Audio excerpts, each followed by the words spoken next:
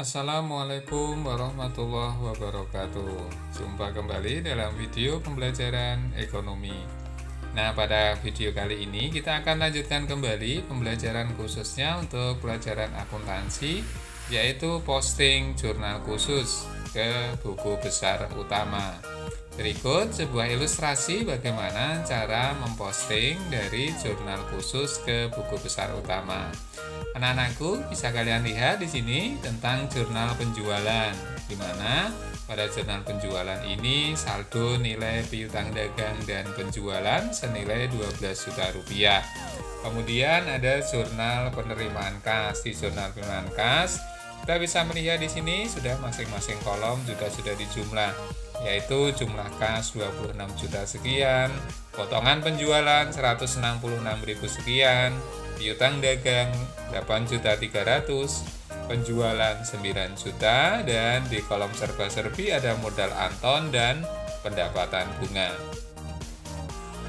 Kemudian di selanjutnya yaitu di jurnal khusus yang lain, yaitu jurnal khusus pengeluaran kas. Nah, di jurnal pengeluaran kas ini juga sudah dijumlah masing-masing kolomnya. Kemudian ada jurnal pembelian, di sini juga ada masing-masing kolom. Jurnal pembelian juga sudah dijumlah, yaitu pembelian 13 juta.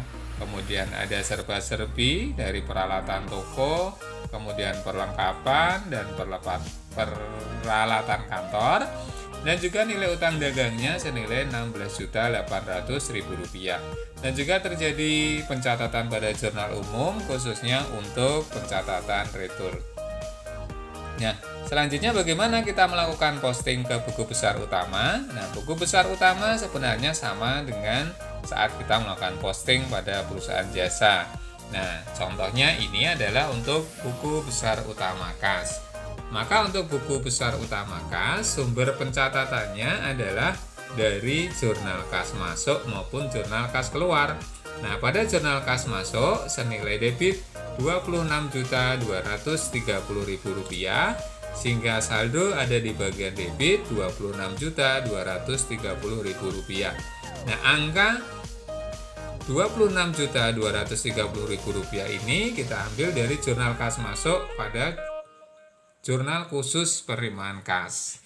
Nah, kalian perhatikan di sini ada jurnal penerimaan kas, yaitu pada kolom kas senilai Rp26.230.000. Nah, inilah yang kita posting karena ini posisinya ada di kolom debit, maka kita juga akan posting ke buku besar utama kas pada kolom debit pula. Oke, di sini ada debit Rp26.230.000. Sementara untuk selanjutnya pada tanggal 31 Mei atau kita lakukan posting pada akhir bulan, jurnal kas keluarnya ada kredit Rp13.905.000. Kita bisa melihat di sini pada jurnal kas keluar pada kolom kas berjumlah Rp13.905.000, sehingga kita posting ke buku besar kas senilai Rp13.905.000. Tadi saldo ada Rp26.230.000, kemudian dikredit Rp13.905.000, maka saldo terakhir menjadi Rp12.325.000. Selanjutnya untuk piutang dagang. Piutang dagang ada 3 yang menjadi sumber untuk pencatatan posting ke buku besar piutang dagang, yaitu jurnal penjualan senilai 12 juta rupiah. Kita lihat pada jurnal penjualan. Nah, pada kolom jurnal penjualan di sini ada piutang dagang pada sisi debit sejumlah 12 juta rupiah. Nah, ini kita posting pada jurnal buku besar utama piutang dagang. Maka dari jurnal penjualan 12 juta rupiah, saldo debit 12 juta rupiah. Kemudian ada jurnal kas masuk. Pada jurnal kas masuk ada kolom piutang dagang. Kalian perhatikan pada jurnal kas masuk ada kolom piutang dagang, yaitu sejumlah Rp8.300.000. Nah, piutang dagang ini masuk ke kolom kredit. Maka jumlah piutang dagang senilai 8.300.000 ini akan kita posting ke kolom kredit pada buku besar utama piutang dagang. Nah, 8.300.000. Sehingga saldonya 12 juta rupiah dikurangi 8.300.000 masih bersaldo debit senilai 3.700.000 rupiah. Kemudian terjadi retur. Kita lihat pada jurnal umum. Di sini ada nilai piutang dagangnya, yaitu transaksi tanggal 16 pada toko Risa senilai Rp200.000. Kita posting ke buku besar utama senilai Rp200.000 pada kolom kredit, maka saldo piutang dagang menjadi Rp3.500.000. Begitu seterusnya untuk melakukan posting pada buku besar utama, sehingga kesimpulan awalnya adalah diposting berdasar masing-masing jumlah pada kolom dari jurnal khusus, yaitu kalau pembelian berarti nanti akan kita posting ke buku besar pembelian. Kalau utang dagang kita posting ke utang dagang, posisi debit kreditnya mengikuti yang ada di jurnal khusus. Kalau di sini ada potongan pembelian, kita posting pada buku besar potongan pembelian. Kalau kas, kita posting pada jurnal buku besar kas.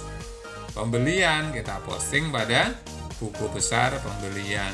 Utang dagang, kita posting pada buku besar utang dagang. Nah, yang berbeda adalah jika di jurnal khusus tadi tertera kolom serba-serbi, contohnya adalah jurnal pengeluaran kas, maka yang diposting bukan jumlah dari kolom serba-serbi senilai Rp225.000, melainkan yang kita posting adalah masing-masing transaksi. Misalnya ada beban APB dan peralatan toko, postingnya Rp75.000 dan Rp150.000. Rp150.000 diposting pada peralatan toko dan Rp75.000 diposting pada beban APB.